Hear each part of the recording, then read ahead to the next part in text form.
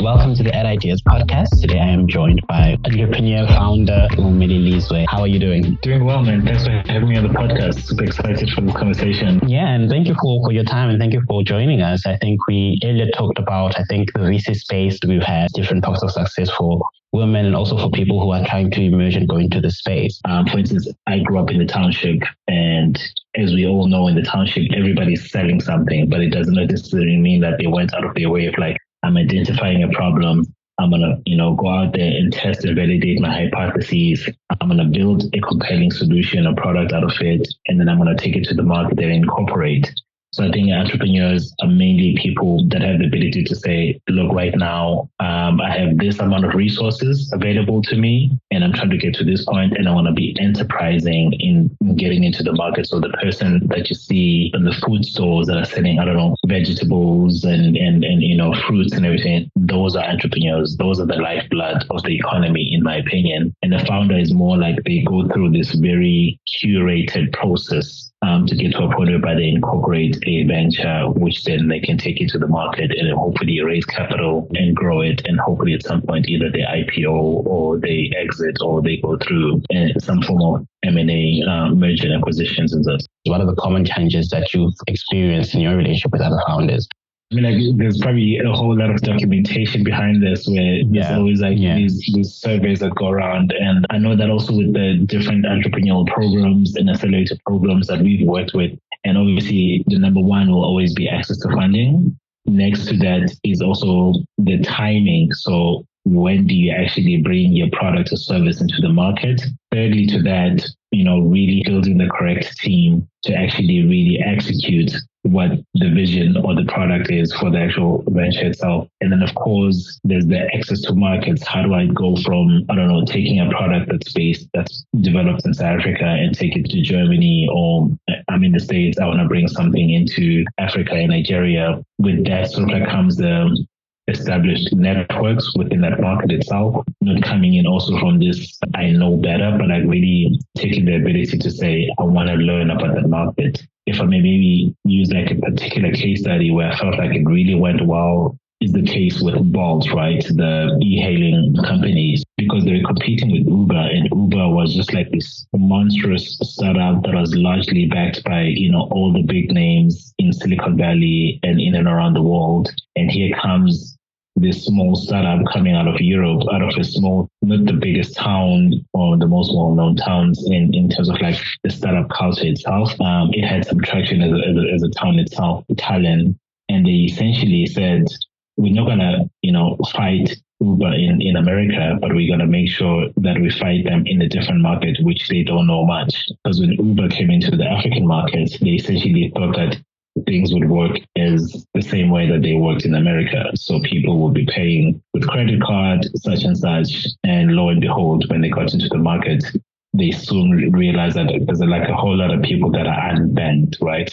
What is called the unbanked economy. And what Bolt did differently is that they understood, they took the time to understand the market and said, we're going to come into that space and actually offer a service that allows people to pay cash, because they had taken the initiative to understand how things work within the market. And that's how they beat Uber within the African market. So that's a beautiful example around how do you understand, when you're looking into expanding into a new market, really take the time to understand, walk the streets, interact with the people, not necessarily only stay at a high level where you're building your relationships either with corporates or governments, but just understand how things operate from a day-to-day basis. Hence, within also your pitch deck, there's always that one slide, especially early days, where it says, you're supposed to communicate why now? Why is it that you feel like your solution is at a perfect inflection point for you to be able to bring it into the market? And then thirdly to that, really bringing a team. How would you say, for example, your entrepreneurial roots as well, the key lessons that you now share with other leaders and other founders in this space?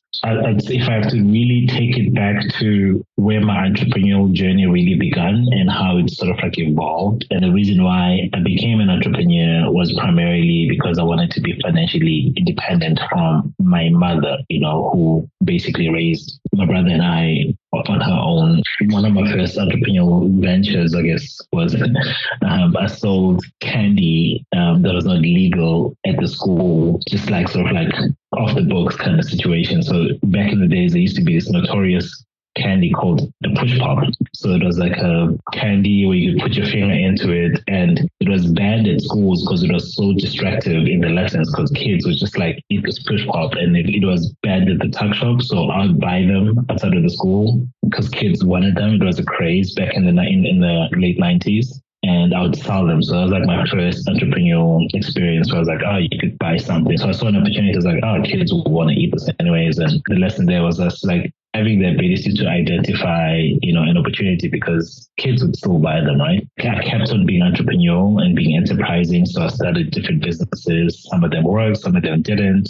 I think the founding element really came much more later in my age. So I think I must have been around 28 when myself and a friend of mine founded a company which was sort of like a consulting agency where we consulted with NGOs and corporates. We saw the opportunity that a lot of NGOs in the market were ran by elderly women who basically don't have the education to be able to put together a proposal, approach corporates for them to be able to have access to grant funding for their projects. And then we went out and validated that. So we would visit all these NGOs in our communities and literally would tally it up and say, out of the 30 that we visited, 20 of them are ran by women that are above 60 years old who have literally grade 1 or grade 2. So we understood, now we've got a very clear problem that we identified. And then we built like a service around that, where we essentially said we would then build, sort of like proposals and concepts and sort of like projects for them, and then take those and pitch them to corporates so that they'd be able to have access to grant funding. And then the lesson there is, again, just like make sure whenever you have an assumption, just go out there and validate it. And nowadays, it's so easy to go out there and validate whatever idea that you have in mind. And I always promote that also with any founder. And I never promote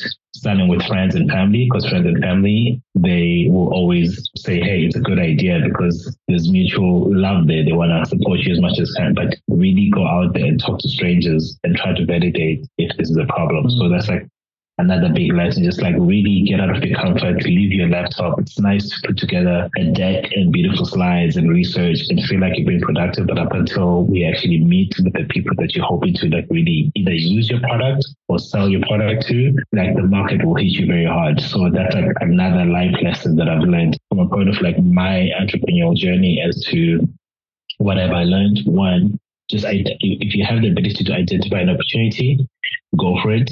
Second to that, if you really want to be serious about it and finding a company, once you've identified that opportunity, go out there and validate it and talk to the people. Like Mike Tyson once said, like everybody always feels like until they won, until they get punched in the face along those lines. Like, and the market has the ability to punch a lot of founders in their face. What then after that takes a good successful venture? Because you find, even that one slider, why now, may not be as competitive as the other why nows. What would you say are the standout factors that make ventures really successful? I think it boils down to execution, Bandile. If I had to really crystallize it to one thing, it's execution. So before Facebook, there were several other social network platforms.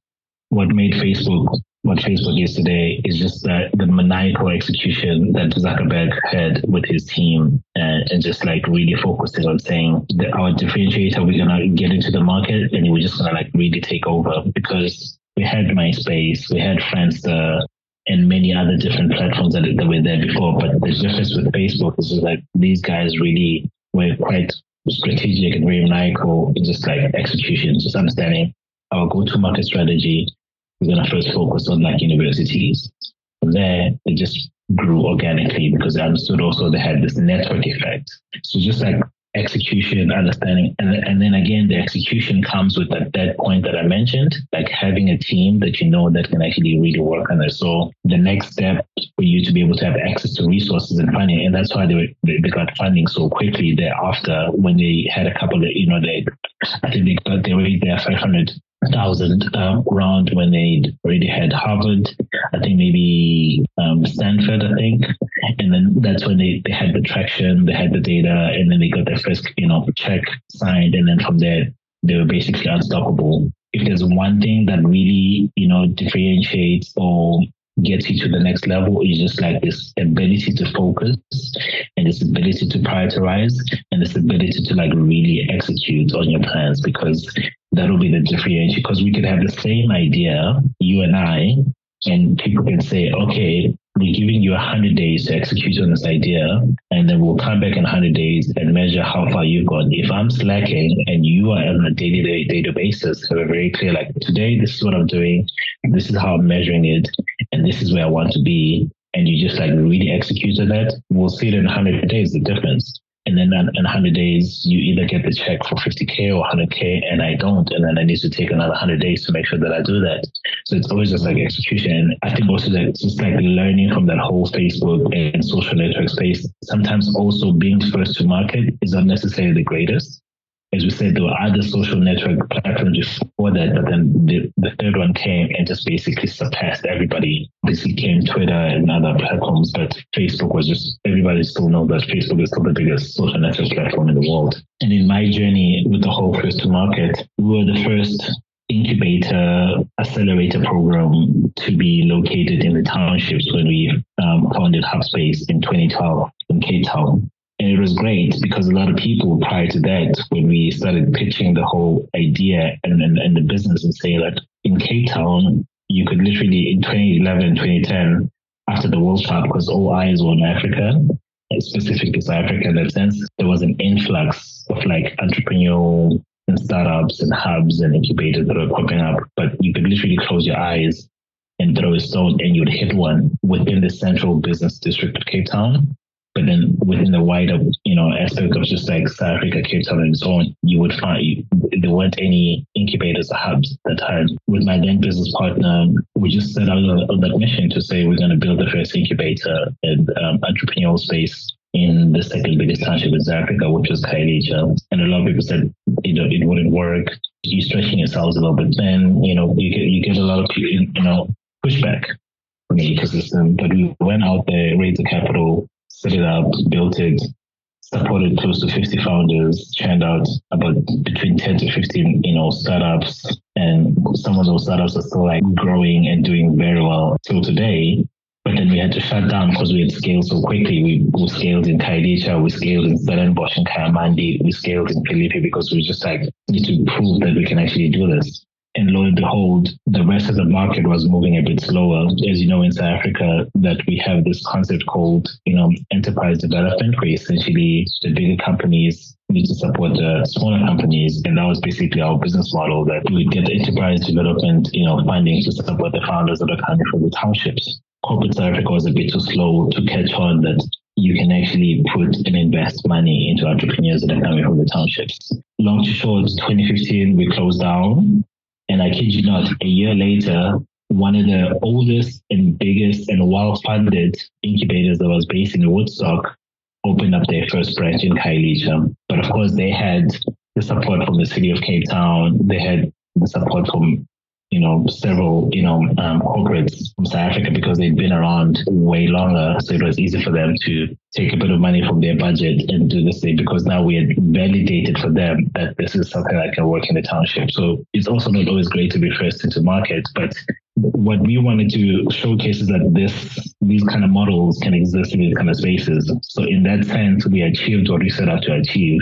Whether somebody else comes in and actually does it, at a different scale and at a different resources, that's great, We live and we learn. And I'll always be grateful for that opportunity because at some point, who knows, maybe it would still be the case today that we don't build incubators and accelerators in the township if somebody hadn't said, no, that is wrong, and we're going to prove that it's the case. And then now we've got incubators, accelerators, and entrepreneurial programs in Soweto, Mamelodi.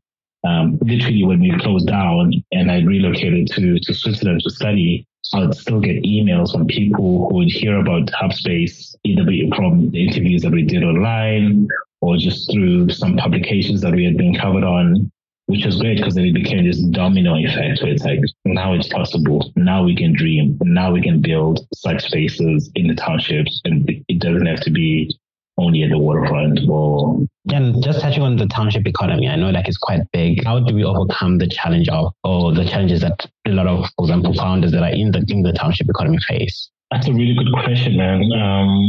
I said this also to a friend of mine who, funny enough, after we closed down Hubspace, he did sort of a short series on interviewing founders. It's so crazy because I was watching that video a couple of days ago. It's an 8-year-old video. I just stumbled upon. I don't know what I was doing, but I found it. And I remember saying to him, if I had to reimagine a Hubspace 2.0, because our primary focus with Hubspace essentially was to support social businesses, social entrepreneurs, and really bring in innovation, a new way of addressing our social problems and building businesses, which is great. But I remember saying to him, if I had to imagine a 2.0, it would be really to support the businesses and entrepreneurs that have operated within that market and have stood the test of time, and basically make sure that we build a space that supports and elevates their businesses. Just like we were saying in the beginning, the entrepreneurs that are running either your fruit and vegetable stalls, barber shops,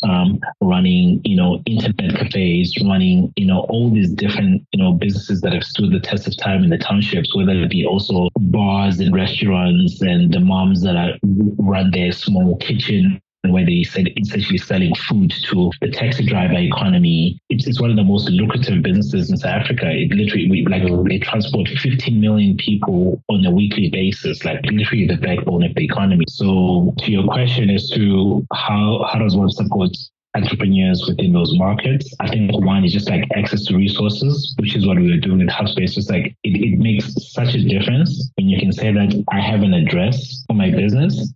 And if you're booking a meeting or a potential, collaboration with a partner, you can say, you can come to my office. I'll reserve a boardroom space for us to have a conversation, have a presentation. It just empowers you. You show up differently as an entrepreneur when you say that my address is at X and X, and you can because most of the entrepreneurs in the township, they don't have that formal structure of doing business. So one should not underestimate the ability to have access to just proper infrastructure to do your business. That is so important, because then you don't have to go out of your township to do your business. You can just get out of your house, walk. It's so empowering and so liberating. And I think too, it would have to be a combination of mentorship and coaching. If you a founder, the one asset that you have is yourself, your mentor, your ability to just operate, efficiently as a person. So mentor will, basically open up doors for you, speak about you in rooms that you're probably not in. But a coach will say, okay, you have this goal, let's work through it and think through it as to how you want to execute it and hold each other accountable. So those two play such a pivotal role in the early stages of a founder, and it helps you build just confidence and it helps you build just discipline to really execute from a coaching side of things, but also from a mentorship side of things. It helps you to understand that we are in the business of just working with people, and if people can talk about you in certain rooms and introduce you to certain people, it builds that confidence hey, I'm trusted that I can actually do what I'm promising to do. So that'll be the second element. The third would be funding, one thing I've learned and I've loved about now being based in Germany is that you have what is called sort of venture builders, a way of saying, we'll find people, we'll give them, sort of enough capital for them to try out ideas. And if it works out, it works out well. But what I like about it is that you get a stipend to keep you going, as soon as you don't have the worry of how am I going to make the next rent? How am I going to, maintain myself financially? Then you can really narrow it down and focus on that. And that makes such a difference. So whatever entrepreneurial programs that are coming into the townships, I would promote that there should be funding for those founders to say, look, we'll pay you, I don't know, $6,000 on a monthly basis for the next 6 months or 12 months. You've got a great idea. Here are the resources. Go, right? Build a team around it, That's how I would allocate funding in the early stages. And then, of course, when somebody gets to a point whereby they've really,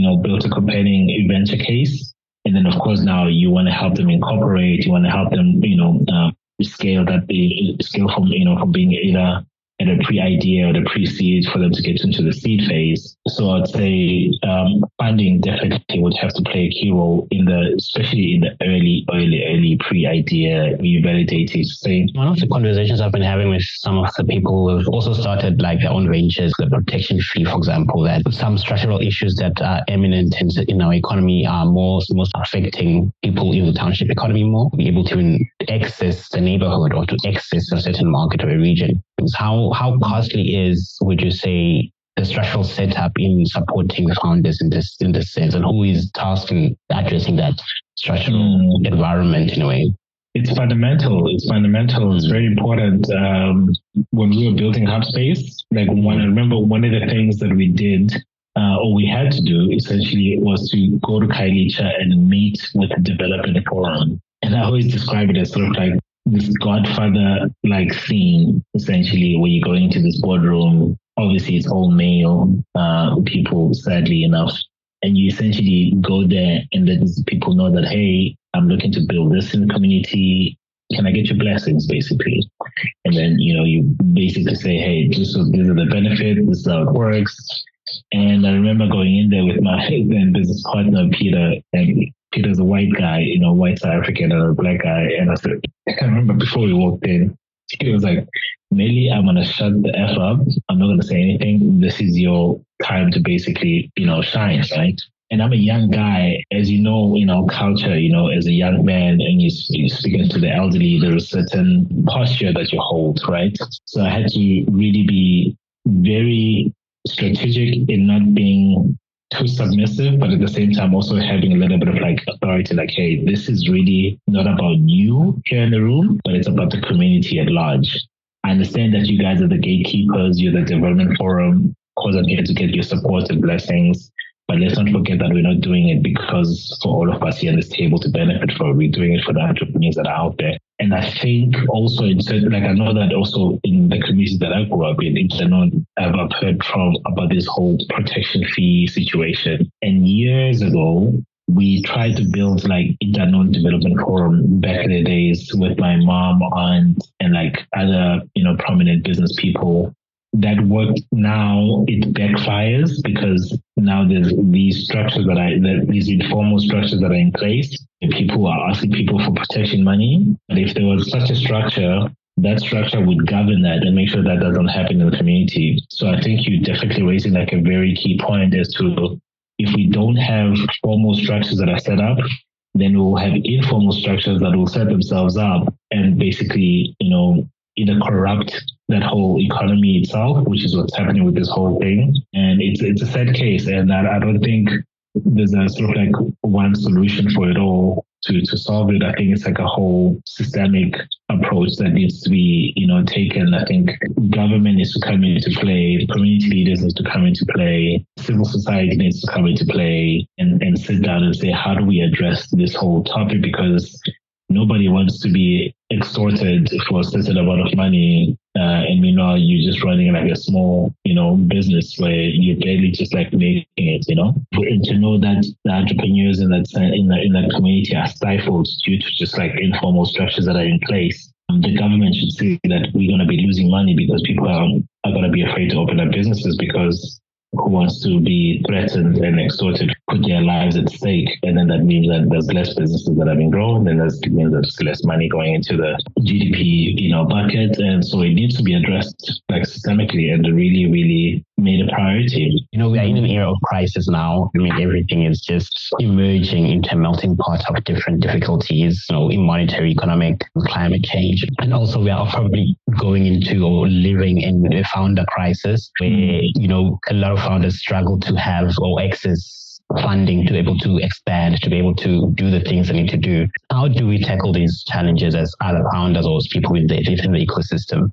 It's a combination of, one, as founders, we also have the responsibilities to make sure our fellow founders are supported. So if I know that I'm building something in a particular industry and I've managed to go out there, build a product, raise the capital, scale and grow, and then I know that you are building a different solution, but within the same industry, I feel like it's only fair that I also open up those doors for you, whether to that funding opportunity, the corporate partnerships that I have. So I think this mentality of saying, well, I'm just like really building it for myself, or I'm going to take care of my business only, that needs to go away, because as soon as you wear the badge of like being a founder, by de facto, you're part of a team and you're part of an ecosystem, and you want to build that ecosystem. And the only way to build that ecosystem is enabling other like-minded people to have access to what you have access to. So I think that's one. Like, the founders themselves also have the responsibility to support other founders. Just on the other side of the table, where there's capital, because it's two sides, right? It's the people that have money and it's the people that have the ventures and ideas, and you're trying to meet each other halfway. So the other side of the table also needs to come on board, in the sense of saying, we want to make it as, for lack of better words, I'll say easy as possible, but it shouldn't be easy, but just like accessible for you to have access to capital. It requires also the VC space to be quite innovative. One of the things that helped Hubspace back in the days, it was this whole concept of like patient capital.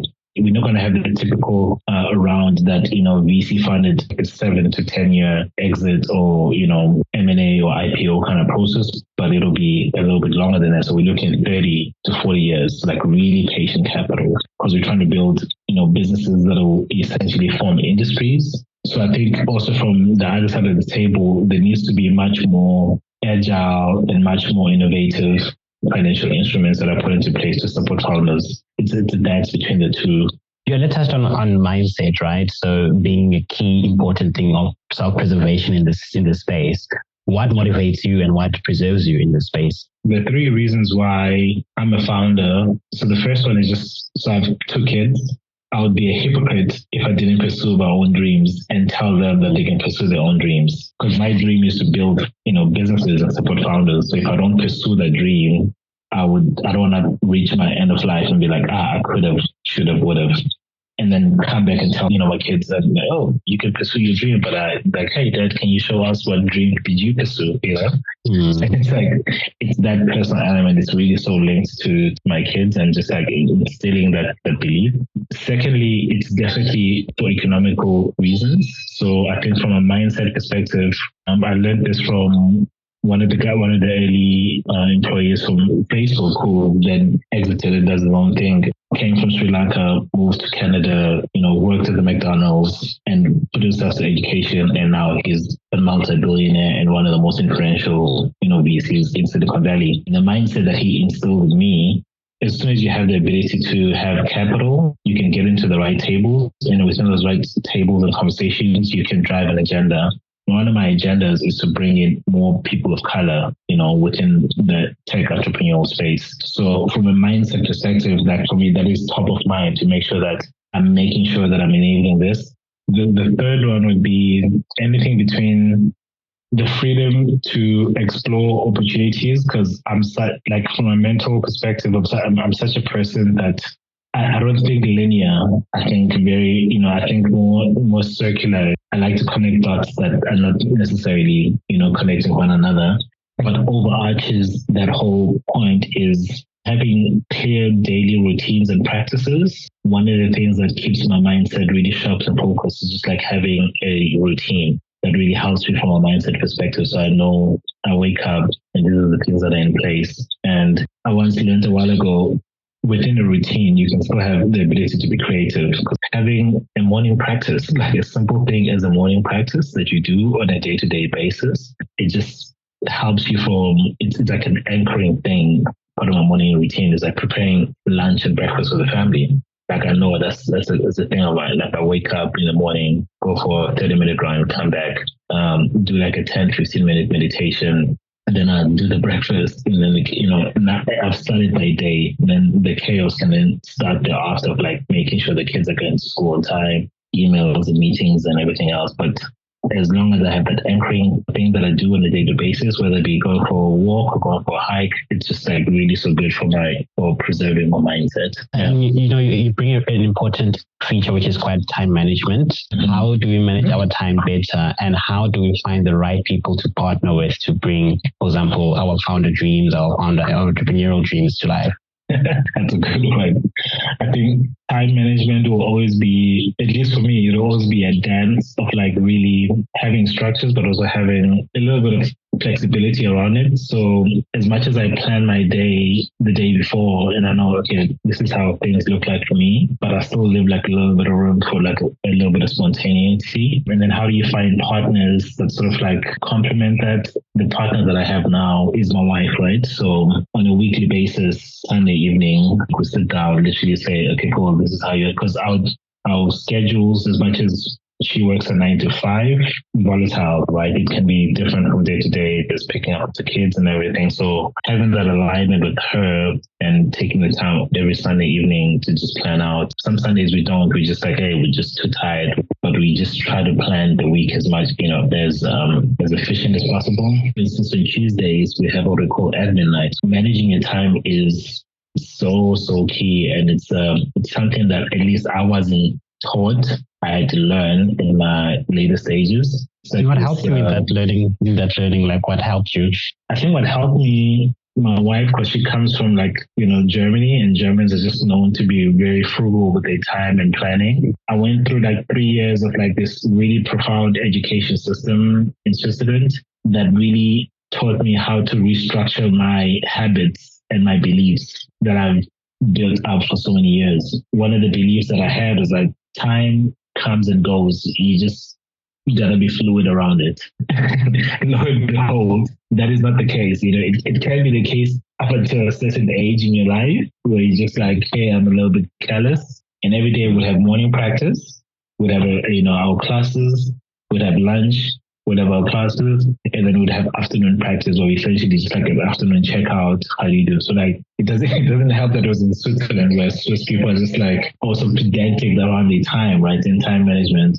I'd say I've become way more disciplined in my timing in the past 10 to 15 years, just really making sure that I'm optimizing. And now that I have kids, it's even become way more important that I make sure that, hey, I'm doing justice to the time that I have, the time that I'm available. With a team, it's always so important to just also make sure that you align and check in with the values, right? Because if we're coming together to build something, time is important, in terms of how we're going to be moving and how we're going to value it and how it's going to be our assets in terms of differentiating ourselves. So it's really important from a founding perspective to really sit down with your co-founders and say, this is who I am, this is what I bring, this is who you are, and this is what you bring. How does that come together into one part to help us build what we're doing?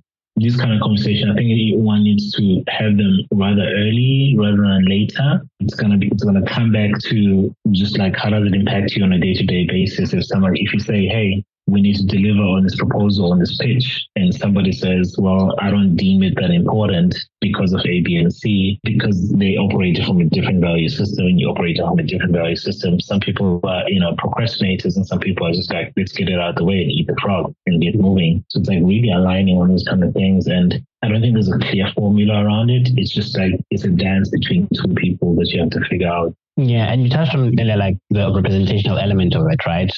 Your success, tying your success to bring more people of color, for example, to the table, and being more intentional with that, right? And your opportunities. How do we, in our own spaces and in our own, founder hats, create more equity for other people who are from minority classes or from minority groups? Just how I'm going about it from my side is just really being intentional with finding people, either, female founders or people of color, and collaborating and partnering with, especially in what I'm building right now. So it's a priority for me. Taking up space, not saying that space is only meant for X people, So there's just showing up and really taking space and showing up and not feeling you don't necessarily belong. I was saying this to a friend of mine on Wednesday where I went to an event here in Munich, and I could literally count with one hand the number of people of color that were in the event. This is an event of about, let's say, easily 1,500 people, 2,000. Obviously, I didn't see everybody, but I counted with maybe one hand the people of color that I saw. Maybe two hands, let's say, to be generous. 10%. Right. So that's very, very, very small. And I was saying to him, because I got on a call and I was talking to him and letting him know that I'm attending this event, but it came up in some context, as much as I'm here for work, but I'm also here for this agenda to make sure that I show up as this young Black founder in this space that is predominantly white Germans and white male Germans at it, and show up in a way that there's no intimidation at all. But like, I'm also here and, let's engage. And I had an amazing time, I met some interesting people, because also I'm on this journey where I've moved from Berlin to like an hour outside of Munich. And the difference between Berlin and Munich is that Berlin is this metropole. So I'd say equivalent to Johannesburg, where everybody is just like converging from all different walks of life into this metropole. So there's more diversity in it. In Munich, it's totally different. Everybody knows that there is a little bit of diversity, but it's predominantly white German. Now that I've started to really start attend events and start really, meeting people, you realize, okay, there's maybe one or two people there. And then in that sense, it just motivates you to say, okay, no, this should not be the status quo. So that's really creating tension. But also from a personal perspective, living in a small town, just outside of Munich, having kids that are, mixed race. One of the key things that my wife and I have agreed upon is that we need to be intentional in really creating a community where they can see people that are like them, right? So we're starting to set up this WhatsApp group. Whatever person of color that we see or minority, we just add them to WhatsApp group and we just create spaces where our kids could also have access to, and not only see just like white German kids, but also for them to hang around so that they feel like, hey, there's more of me rather than less of me. Yeah, that's such a powerful concept to actually have. And I think what's so tied to that is the responsibility for founders to create community, right? So what are the key tenets of community that you are specifically hoping that more founders build upon? I think definitely the tech space. We definitely, there's some really great initiatives in Germany. It's like Black in Tech is one of the bigger communities that's based out of Germany. Migrantpreneur that's based in Berlin, also really focusing on migrant entrepreneurs. They've got like programs and funding programs. So I think it's just like really creating those spaces. There's like, Future Female, which specifically for female founders. Recently also there's been like a good surge of like focusing on the LGBTQ plus community and just like creating VC funds and entrepreneurial programs in that space. So I'd say metropoles like Berlin are really doing a great job around that. I think also just, and then as the rest of the country in Germany, it's a little bit a new sort of like way of doing it, right? And I'm trying to plug into those communities as much as possible. So I'm definitely part of Black in Tech and Migrantpreneur in Berlin, but now I need to find that in this new space that I'm in. But also from my side, it's my own personal agenda in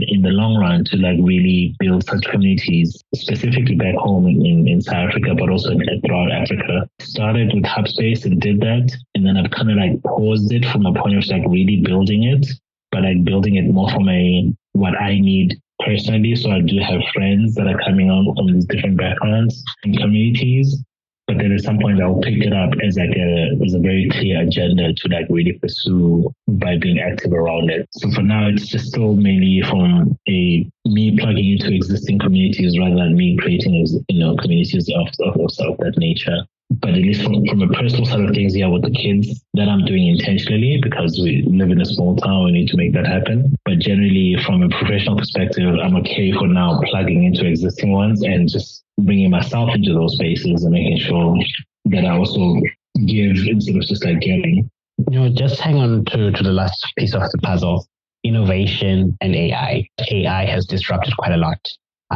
In its way, what should be the renewed relationship between innovation and AI in the founders ecosystem? That's a very good and very loaded question, and we can spend easily a whole day. the 3 hour or 4 hour conversations we've had in the past about different topics. But if I had to like really crystallize it into like one key point, and maybe I'll expand on it, have a very collaborative relationship with artificial intelligence as a founder.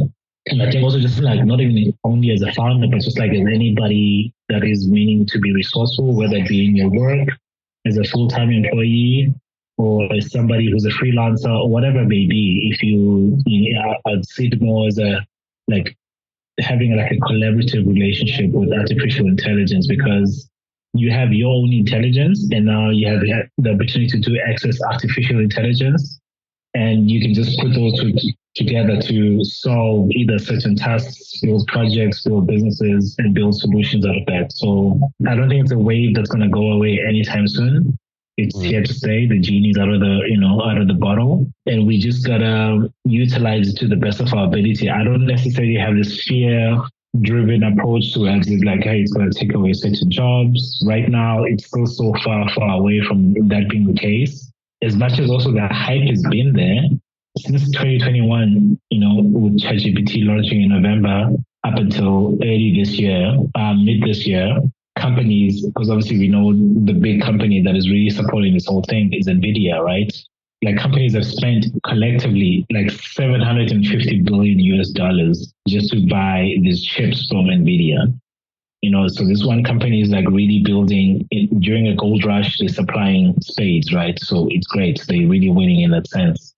And then again, I say all of that money has gone towards building applications that allow us to, chat with the bot. And it kind of feels like it doesn't justify that amount with the solutions that are in place. Like, great, I can generate an image. Well, great, thank you. That's amazing. Right? But it's like 750 billion is like, it's a governmental transaction in other spaces. Right? It's like a little money, and now I've got an application that allows me to build a slide deck, and then I still have to, it doesn't justify the money that's going in and sort of like the output that is coming out. So I'm not fearful that right now it's going to take over any jobs. I think it will enable, I think also even software developers are saying the same, is it going to take away software development jobs? No. It just enables them to, to check their code and be more efficient and work a little bit faster. So coming back to my point, it's just like really having this collaborative, relationship with innovation and artificial intelligence. And then I would say also, we haven't necessarily seen its full capabilities yet. Like, I think that's what I'm saying, like it's still treading out these kind of like nice, applications that we can use to generate, videos and edit videos a little bit faster. It's still nice.